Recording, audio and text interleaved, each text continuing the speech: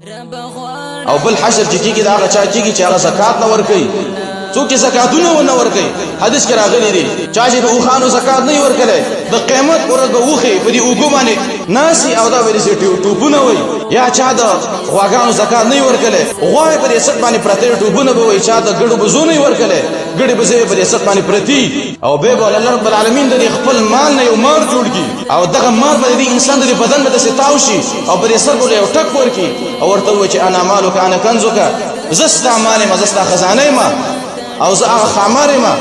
چې تا په دنیا کې ځان له جمع کړی وم قیامت کې ولدا ټکونه ورکړي دغه مار او بل حشر چې کیږي دا هغه چا کیږي چې په دنیا کې پیسې سوال کوي سوالګر انسانان چې کوي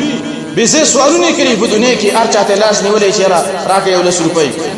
د دې انسانانو حشر چې کیږي د قیامت ورځ حدیث کې راغلي دي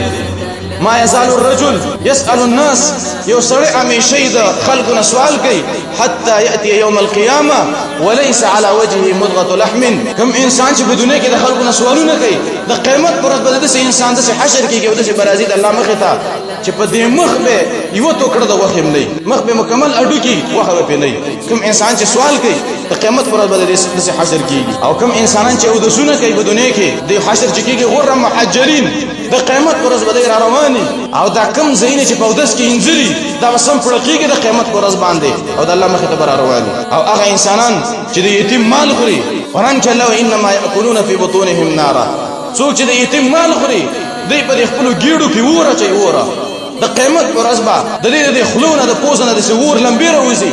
ته به دا ګمان کې چې دا د اور تنور دی کوم انسان دی کوم انسان چې د یتیم مال خوري مونږ خو چې لکه په دوته کې د یتیم مال ووا چې کله په ځان پیږي تا له کار کوي مال دې واله څوک چې یتیم مال خوري دا غي بدغه انجام د قیامت پر ورځ او حشر به دسي کیږي او هغه انسانان چې د مسلمانانو مال خوري مجاهد سیف دی نو مجاهدینو مال خوري حدیث کې راغلي لكل غدر لواء چا چې کوم خیانت کوي کوم اغلای کوي د قیامت پر ورځ په دې عورت کې و جنډه ناله شوی او پاغي به دې سری کړي چې دا پلاني خلاص او پلاني خیانت کړي دنیا کې او من يغل ياتي بما غل يوم القيامه دنیا کې چې چا کوم اغلا وکړه کوم خیانت وکړه قیامت پر ورځ باقي ورسي په دې لاس کې به نیولې د خیانتون نزع ساتل پکار دي او کوم انسان چې زناکاري په دنیا کې زناونه کوي د دې حشر چې کیږي دې په دې اور په یو تنور کې او په دې کې بسم لوغړي کې د سبا راوځي د اور د لمبي به سره اوچت کی او بل حشر جګیږي غل سود خورو انسانانو کیږي الذين ياكلون الربا لا يقومون الا كما يقوم الذي يتخبط الشيطان من المس انسانان چې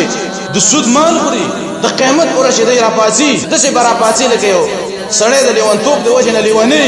او د سي اول راوړي د قیامت پر ورځ سود خورو انسانانو د حشر کیږي او حدیث کې راغلي سود خور انسانان با د قیامت پر ورځ باندې به سود خور انسان او د یونو په ډن کې به دا ولاړي او دا انسانان به ولي په دې کټو باندې را سر بولولي کوم انسانان چې سود کوي په دنیا کې سود خوري او هغه انسانان چې په دنیا کې دروغ ویلي دي دا و حشر وڅنګ کیږي د قیامت پر ورځ به ملائکه ول په دې خلو کې د ور وهږي ورکړي او داخلي ول دې څه پورش کوي او د الله مخله به دا د هغه انسانانو حشر دی چې څوک په دنیا کې دروغ وایي همیش دروغ وایي او هغه انسانان چې دکانداران دي تاجران دي دا هو څنګه حشر کېږي دا ووري نبی صلی الله علیه وسلم ویلي چې یا معشر التجار اے د تاجرانو اے د دکاندارانو ټولګیا ان التجار يحشرون يوم القيامه فجارا دا تاجران خلک چې دا دکانداران خلک چې دي د قیامت پر ورځ به ټول ګناګارانی ګناګارانو په سب کې به ولاړي ځکه دکاندارانو دوکي کړي دي خیانتونه کړي دي ولیکن کم دکانداران به بچي د دې حشرنا د ګناګاري د حشرنا الا من اتقى وبر وصدق ار اعوذ چې تقوا وکي نیکی وکي او رښتیا وای احسان وکي د خلکو سره د څه تاجران دکانداران دوی با